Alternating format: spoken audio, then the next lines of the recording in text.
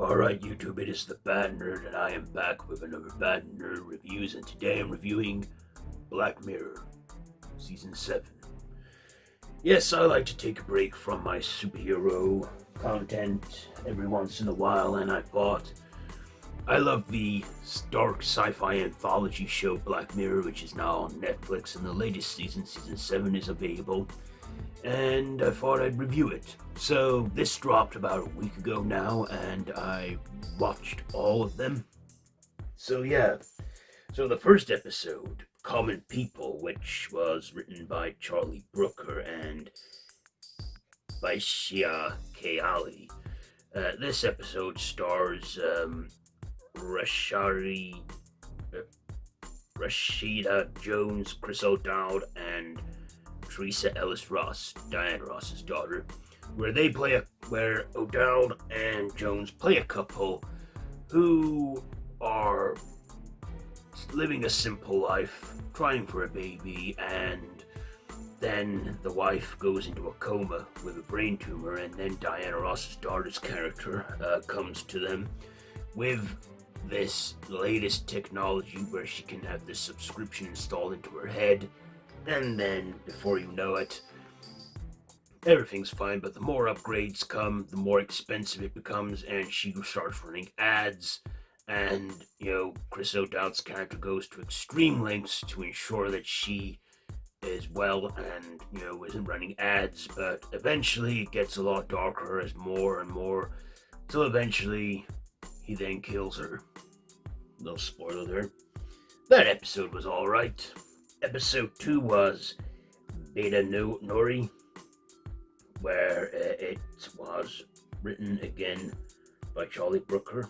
And episode 1 was directed by Ali Pink, and this episode is directed by Toby Hines, and they're all written by Charlie Brooker. But this one, it stars Cheyenne Kelly, Rosie McEwen, and Ben Bailey Smith.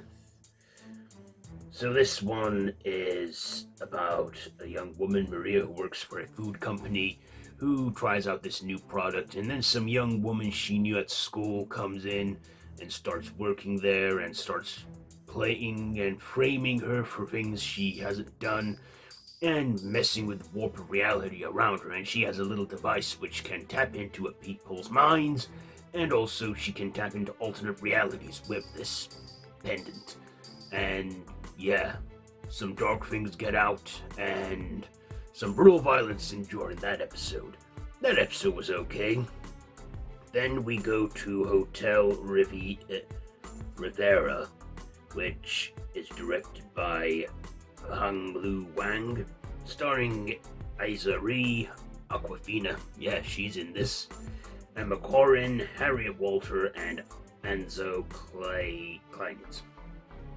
So this one, it is where an actress gets tapped into a classic movie for a redo of a classic movie called Hotel Riveri, and yeah, there's a malfunction with the technology, and she ends up stuck there for what feels like months, and romance forms between her and her co-star, who is a dead actress by now because it's a classic movie. It's quite complicated, but yeah, we see some crazy stuff go on there. But that one, it ends on a bit of a bittersweet note, where she can still have contact with this character or deceased actress through the technology.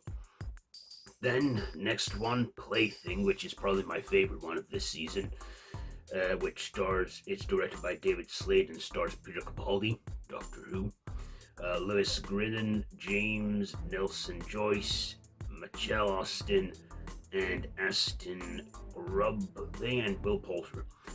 This one I like to think is a sort of sequel to Bandersnatch, as it features Peter Capaldi's character when he was young, working for that company who was making games, and in that they develop a digital world where they are self-aware and they are alive. And in the episode, Peter Capaldi's character, now grown into him, basically wants to get deliberately captured so he can complete this transition with these digital creatures and have them hack their way into people, which is crazy. I know it's a crazy scenario, but when it's Black Mirror, since when if something is not effed up, fucked up, or bizarre or strange or dark, sometimes quite complicated to explain.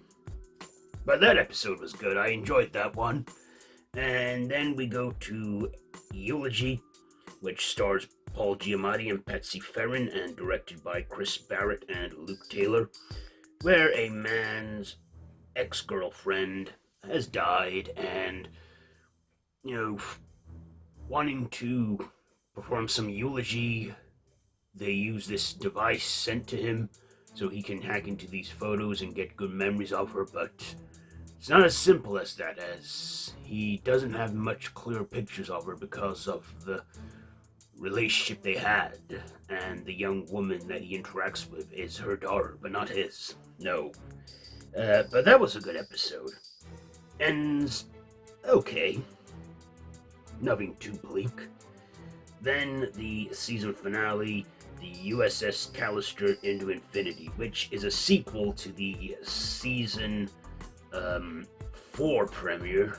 Am I right? Yep, the season 4 premiere, the USS Callister. So the first episode was like an official sequel, which stars Krista Milioti, Jesse Plemons, Jimmy Simmons, Billy Mascara something, Mila Keno, and Brooke, and however names are hard to pronounce. So, if you've seen the episode, you'll know that at the end of that, the digital clones of the people that are antagonists terrorized in the game USS Callister escaped into the digital space, but they're struggling. They need credits and they need to survive, and their existence is illegal, and they could get deleted, and they don't want to be deleted. They contact the real world again, and our main protagonist, real version of herself, is hit in a car accident and then hacks into her brain. It's a brain bender. It's just crazy, and I don't want to give too much away about all the episodes, because some of them are really good, and I think you should check it out for yourself. So yeah, there were 6 episodes, all from 45 minutes to 90 minutes. The last episode is definitely 90 minutes, like a feature film. So yeah, I like the dark tones we have in this, as always, the dark sci-fi, the whole dark aspect that we live our lives around technology and stuff, because we do today. We do now. I'm even using technology to record this review and post it onto YouTube. Yeah. I also like the cast they got this time, like Paul Giamatti, Peter Capaldi, Awkwafina, and a couple more familiar faces that I've seen before in movies and shows. So this was a good season. There are 6 episodes, a lot of them are around an hour and a half, so I didn't watch this all in one day, like I did on season 5, which aired on my 28th birthday, and were 3 episodes, and I binged them all in one go. But this one, I watched 2 a day. Well, I watched 2 a day, and then 1, and then the USS Callister I watched on a separate day, because I thought, this is going to take a whole overtime commitment I was just too tired to do. But I'm glad I watched it all. I'm glad I watched all 6 episodes. It's a great show. I guess my least favorite episode was the eulogy episode. That to me was just a bit dull and flat. But I watched it regardless. It wasn't my kind though. But, there's a different episode aimed at everyone. Like I said, my favorite was probably the finale and Plaything, which I enjoyed.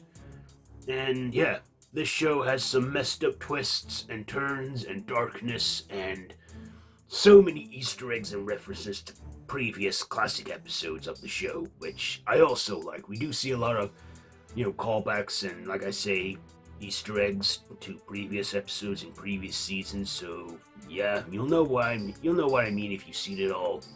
So yeah, Black Mirror season 7, good season. I enjoyed it. So yeah, will we get another season? Maybe in another 2 years or so. I don't know, but I'll watch it if it comes back or when it comes back. So yeah, have you seen this? Let me know how you think down below in the comments. Ratings, I am gonna give Black Mirror Season 7. I'll give it 4 batarangs out of 5. 4 batarangs out of 5 for Black Mirror Season 7. So there you go. There is my review for that one. Have you seen it? Let me know down below in the comments. If you like this video, be sure to give it a big thumbs up. Share with your friends and feel free to subscribe to the channel if you haven't already and to hit that notification bell. I've been the Bat Nerd and this has been Bat Nerd Reviews. So until next time, Bat Nerd out.